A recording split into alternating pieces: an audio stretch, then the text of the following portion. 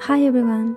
Today I'm gonna be painting this sketch that I did on my Moleskine sketchbook, and I'm only gonna be using Neocolor II crayons.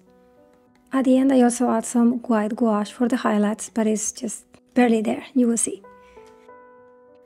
This paper is super smooth and it's very easy to smudge the graphite on it. So before I bring the color in, I start by removing some of the graphite with a kneaded eraser.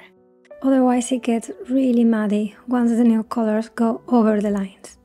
And all the colors get grayed out and yeah, it doesn't look very pretty. And then I just start painting. And if it was a tutorial, that could be the end of it. Because they are just so straightforward and so easy. I don't think painting can get any easier than this.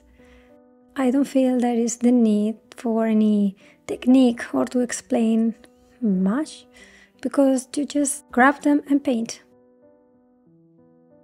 I don't have a lot of time to paint, but even when I do, I'm not always in the mood for anything that requires a lot of preparation or a lot of art supplies, and since these are so convenient, I find myself reaching for them over other mediums.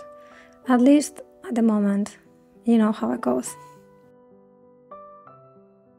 I love how versatile they are, because you can paint in a very soft and delicate manner.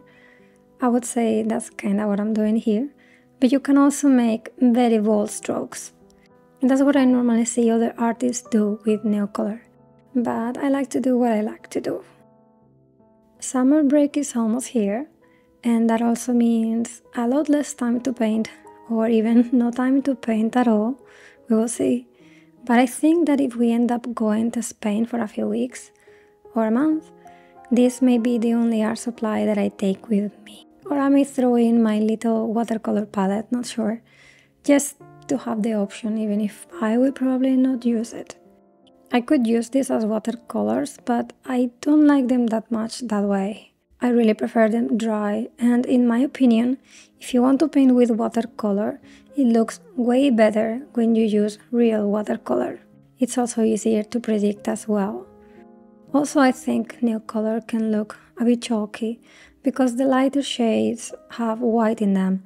So yeah, I don't know how they compare to Neocolor ones when both are being used dry, but I'm still glad that I got these ones because they are fun. I guess the other ones are just the same. And my son likes to add water with a brush over them, so we both enjoy them. At first I thought that I would put down a layer of Neocolor and then that I would bring colored pencils on top, particularly the luminance ones, but I realized that you can get that colored pencil look with Neocolors alone, but much faster than with pencils. You only have to apply little pressure to do so. I did some tests with the luminance on top of the Neocolor, and they didn't seem to bring much, so I didn't bother in this painting.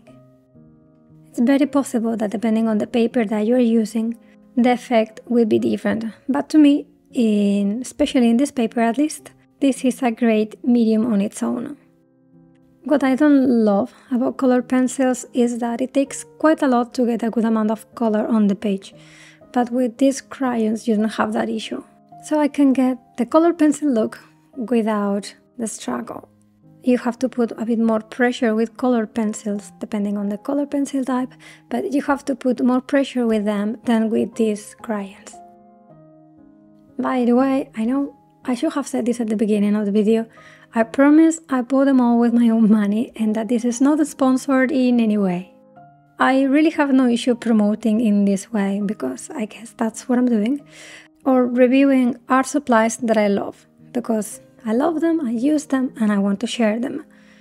It's a lot harder when a brand comes to me wanting to send me some products for me to make a video and review them. Unless it's something I already wanted to try to begin with, I don't feel good about that. I may make a video about this if you are interested, but I'm surprised at the amount of brands that have reached out to me despite having a small channel. My Instagram is bigger, but I don't know, anyway. I just don't know what to say to them, because Well, let me know what you think. If you are curious, I may try to put my thoughts together about sponsored content, or yeah, it's a sponsor, no? Or it's like PR, but art related. But in another video, I could do that. Okay, so back to Neocolor. The only thing to be careful or cautious with them is that you cannot fix mistakes easily, or at all. They don't erase well. So I tried to fix something after I smudged some paint next to his mouth, very stupidly, I have to say, because it was looking just fine. But I was trying to blend a little bit, or rather than blending, to soften the texture, and it was a mistake. I won't be doing that again.